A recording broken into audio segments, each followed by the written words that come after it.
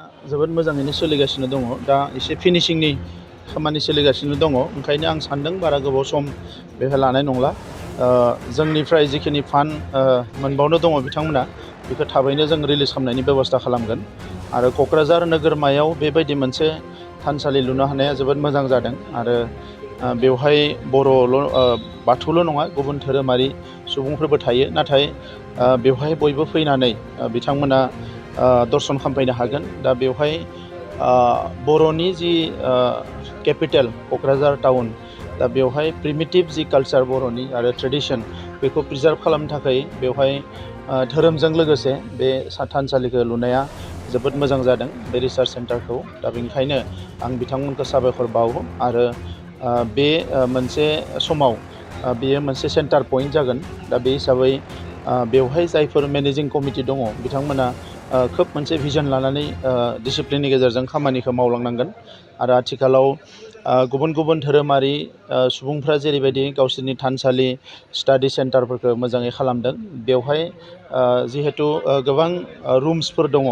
दा बेवहाय लाइब्रेरिनिफ्राय लानानै मेडिटेसन हलनिफ्राय लानानै गासैखौबो खालामना लानो हागोन होननानै आं मिजिंथिदों आरो बेयो इयुनाव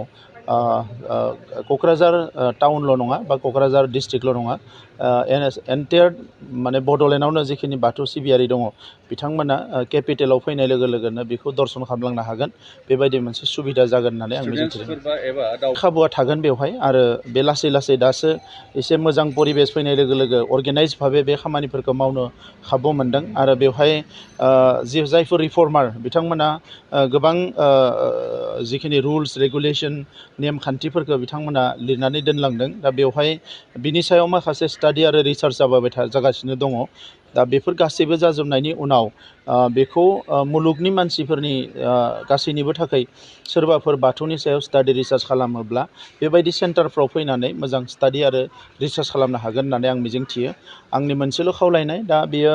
गोबां खोन्दो खोन्दो ब्रान्सफोर जानो हमदों दा आं जायफोरा बेफोरखौ खालामगासिनो दङ आं बिथांमोनखौ खावलायदों जे बिथांमोना जाहाथे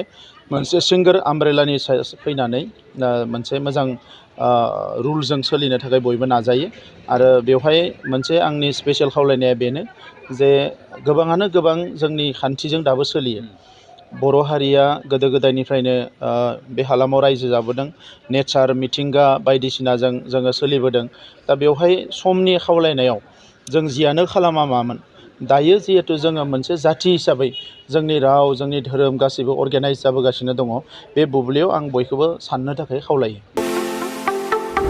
बाजाज कम्पानिनि गुबुन गुबुन रोखोमनि बाइक सालायनो मोजां मोनग्राफोरनि थाखाय मोनसे गोजोनथाव खौरां ब्रह्म अट'मबाइल्स एबा बाजाज श'रुमआ लाबोदों नोंथांनो दुर्गा फुजानि स्पेशेल अफार ब्रह्म अट'मबाइल्स एबा बाजाज श'रुमआ उदालगुरि जिल्ला रौता सारियालियाव दं खोब खम बेसेनावनो एबा 9,999 डाउन पेमेन्ट होनानैनो नोंथाङा बाजाज कम्पानिनि गुबुन गुबुन रोखोमनि बाइकफोरखौ लानो हागोन बाइकजों लोगोसे स्पेशेल गिफ्ट पेकबो मोननो हागोन स्पेशेल गिफ्ट पेकआव हेलमेट आरो 5 लिटार पेट्रल हरनाय जागोन बेजों लोगोसे गोजाम बाइक आरो स्कुटिफोरखौ बेयाव सोलाय सोल' खालामनायनि खाबुखौ मोनगोन गोबांथार फोरमानलाइसि होनांगौनि गोनांथि गैया स्पेशेल अफारा 27 सेप्तेम्बरनिफ्राय 8 अक्ट'बरसिम सोलिगोन गोबांथार मिथिनो थाखाय 91015411839365531885 आरो 9957318292 जानबुं अनजिमायाव जगाजग खालामहरनो हागोन